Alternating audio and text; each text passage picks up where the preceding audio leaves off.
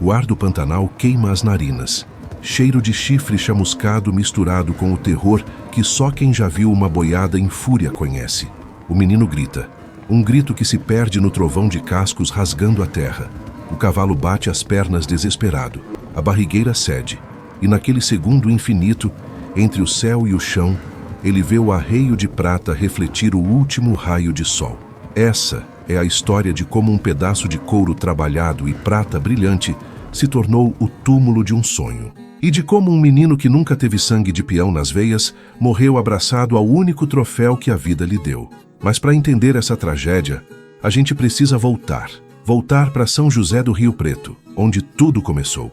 Onde um homem de respeito chamado Oscar Bernardino criou mais do que gado, criou esperança. São José do Rio Preto, anos 50. O sol batia forte nas terras do seu Oscar Bernardino, um homem de palavra pesada e coração ainda mais pesado. Diziam que ele comandava boiada como quem rege orquestra, com firmeza, mas sem brutalidade. Respeitado, temido quando necessário. Mas Oscar carregava uma dor calada. Não tinha filho. A esposa, Dona Piedade, havia partido anos antes, levando consigo o sonho de encher aquela casa grande de risadas de criança. Foi numa tarde de março que o destino bateu à porta dele, literalmente. O menino tinha uns 6 anos, magro, sujo, os pés descalços feridos de tanto andar. Os olhos, porém, os olhos eram diferentes. Não tinham a marca da derrota. Tinham fogo. "Tá perdido, piá?" Oscar perguntou, secando as mãos no pano de saco. "Não, senhor. Tô procurando um lugar para ficar. E sua família?" "Não tenho mais não, senhor. A enchente levou tudo." Oscar olhou para o menino. Viu algo que ele mesmo tinha sido um dia. Um órfão da vida tentando arrancar dignidade do chão duro. "Sabe mexer com bicho?" "Aprendo, senhor." "Então vem. Mas aqui não tem moleza. Trabalho é trabalho." E foi assim que o menino, que nem nome tinha direito, só apelidavam de Pitoco, virou filho de criação do seu Oscar Bernardino. Os anos passaram como passa na água do rio, devagar, mas sem parar. Pitoco cresceu na lida. Aprendeu a laçar antes de aprender a escrever o próprio nome. Sabia o barulho que uma vaca prenha faz de madrugada. Conhecia o cheiro da chuva 2 horas antes dela cair. Oscar não era homem de abraço ou palavra doce, mas ensinou. Ensinou como se doma um potro sem quebrar o espírito dele. Ensinou que respeito se conquista, não se exige. Ensinou que o homem vale pelo que faz, não pelo que tem. E Pitoco tinha jeito. Um jeito que só nasce com a pessoa. Quando fez 15 anos, Oscar inscreveu o menino no rodeio de Rio Preto. Era a primeira vez que ele ia montar em público. A arquibancada inteira riu quando viram aquele piá franzino subir no potro marrom. "Esse aí não dura 3 pulos", alguém gritou. Mas durou. Durou os 8 segundos regulamentares e mais 5 por teimosia pura. Quando desceu, o jurado anunciou: primeiro lugar, o menino do Oscar Bernardino. O prêmio, um arreio de prata, trabalhado à mão, com detalhes em couro cru e fivelas que brilhavam como estrela. Era a coisa mais bonita que Pitoco já tinha visto na vida. Oscar segurou o arreio, passou a mão devagar nas pratas e entregou para o menino. "É seu, filho. Conquistou com o lombo.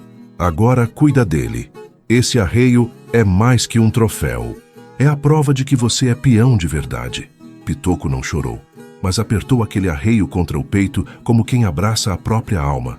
A partir daquele dia, o arreio de prata só saía do baú em ocasiões especiais. Festa da cidade, missa de São Sebastião, dia de visitar a cidade. Era sagrado. Se essa história tá tocando seu coração, deixa seu like aqui para honrar a memória de todos os peões que dedicaram a vida à lida. E me conta nos comentários, você também teve alguém que te ensinou o valor do trabalho honesto? Pitoco tinha agora 17 anos. Já era considerado peão formado, embora Oscar ainda o chamasse de menino. E foi naquele inverno seco que chegou o convite que mudaria tudo. "Vamos transportar boiada para Mato Grosso", Oscar anunciou na cozinha, tomando café preto forte. Comitiva grande, mais de 1000 cabeças. "Eu vou junto, pai?" Pitoco perguntou. Ele nunca chamava Oscar de pai. Mas naquele dia, escorregou. Oscar fingiu não notar, mas o canto do olho brilhou. "Vai, mas vai de ponteiro. Vai na frente abrindo caminho. É responsabilidade grande. Eu dou conta. Eu sei que dá. Por isso que tô te levando. Na manhã da partida, Pitoco fez algo que surpreendeu até Oscar. Ensaiou o cavalo, ajeitou a mala e pegou o arreio de prata. Menino, esse arreio é pra gala, não pra viagem, Oscar advertiu. Eu sei, pai, mas quero levar. Quero que o arreio conheça o mundo junto comigo. Oscar suspirou. Sabia que era teimosia de jovem, mas também sabia que não adiantava discutir. Então cuida bem dele e de você. A comitiva tinha 14 homens, entre eles Itamar e Tiãozinho. Peões experientes que Oscar encarregou de vigiar o menino de perto. Vocês ficam de olho nele, Oscar disse baixinho para os dois. Ele é corajoso demais, e coragem demais sem juízo pode matar.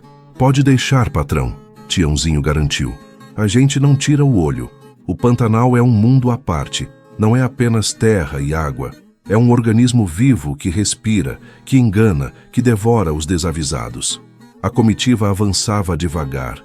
Pitoco ia na frente, repicando o berrante com uma alegria que contagiava até os bois. O som ecoava pelo campo aberto, anunciando a passagem daquela pequena nação nômade. De noite, ao redor da fogueira, Oscar observava o menino. Pitoco limpava o arreio de prata com um pano, mesmo depois de um dia inteiro de poeira. Menino, você tem mania com esse arreio, Oscar comentou, cuspindo a fumaça do cigarro de palha. É que ele representa tudo, pai. Representa que eu consegui, que eu não sou mais aquele piá perdido. Oscar ficou quieto. Depois disse, Pitoco, escuta bem o que vou te falar. Esse arreio é importante sim, mas a vida vale mais, muito mais. Se um dia você tiver que escolher entre a sua vida e um pedaço de prata, você larga a prata. Entendeu? Entendi, pai, mas Oscar viu nos olhos do menino que ele não tinha entendido nada. Aquele arreio era a identidade dele. E identidade, às vezes, a gente não larga nem para salvar a própria pele. Os dias foram passando. A boiada ia bem, até que chegaram na parte mais densa do Pantanal. Ali, o perigo tinha nome. Onça. Fica esperto, Pitoco, Itamar avisou. Aqui tem bicho grande. E onça não respeita peão. Eu sei me cuidar.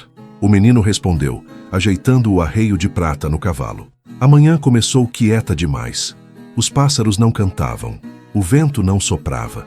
Era como se a natureza segurasse a respiração. A boiada seguia mansa. Pitoco ia na frente como sempre. O berrante repicava. O sol subia devagar, pintando o Pantanal de dourado. E então, aconteceu. Ninguém viu de onde ela veio. A onça era enorme, pintada, os olhos amarelos fixos numa rês que se afastara do grupo. Num salto certeiro, a fera cravou as garras no lombo do animal. O berro da rês ecoou como sirene de guerra. A boiada explodiu. 1000 cabeças de gado em pânico. O chão tremia. A poeira subia como nuvem de tempestade. O mundo virou caos. Segura! Segura a boiada! Oscar gritava, mas a voz dele se perdia no terror. Pitoco não pensou. Ele nunca pensava em hora de perigo. Era a mania dele. A mania que Oscar sempre temia.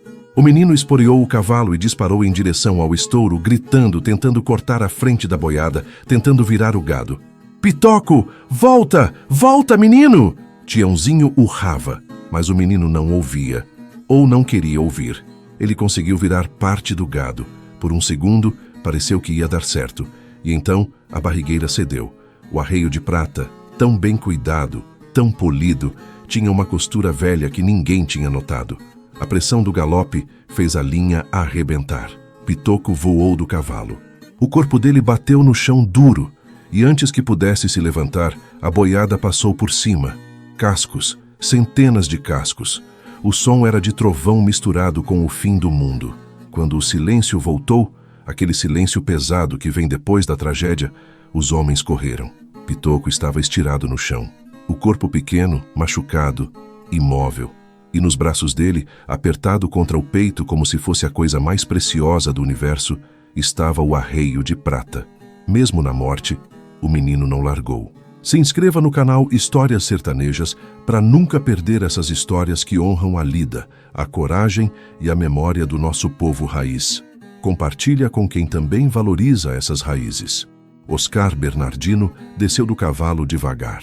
As pernas não obedeciam direito. Ele se ajoelhou ao lado do corpo do menino e segurou a mão fria. Não chorou, não na frente dos homens, mas algo dentro dele morreu junto com Pitoco. Quando foi para tirar o arreio do corpo, Antônio, um dos peões mais velhos, segurou o braço de Oscar. Patrão, acho que o arreio deve ficar com o menino. Oscar olhou para o arreio de prata. Brilhava mesmo coberto de poeira e sangue. E entendeu. Deixa com ele, Oscar disse a voz rachada. Esse arreio é dele. Sempre foi. Enterraram Pitoco na sombra de um angiqueiro. Oscar mesmo cavou a cova. Cada pasada era uma despedida. Fincou uma cruz de madeira. E com a ponta da faca gravou: aqui jaz um domador que, apesar da pouca idade, nenhum peão com ele igualou. A comitiva seguiu viagem no dia seguinte. Mas Oscar Bernardino nunca mais foi o mesmo. Dizem que ele visitava aquela cruz todo ano, levando flores do campo e limpando a poeira. Dizem também que, em noites de lua cheia, dá para ouvir o som de um berrante ecoando naquela região.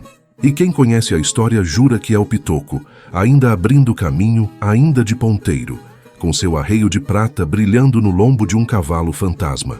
Porque peão de verdade não morre, ele só muda de boiada. Essa é a história do menino que virou lenda, do arreio que virou túmulo, e do amor de um pai que não teve tempo de ser dito em vida. Aqui no Histórias Sertanejas, a gente não deixa essas memórias morrerem.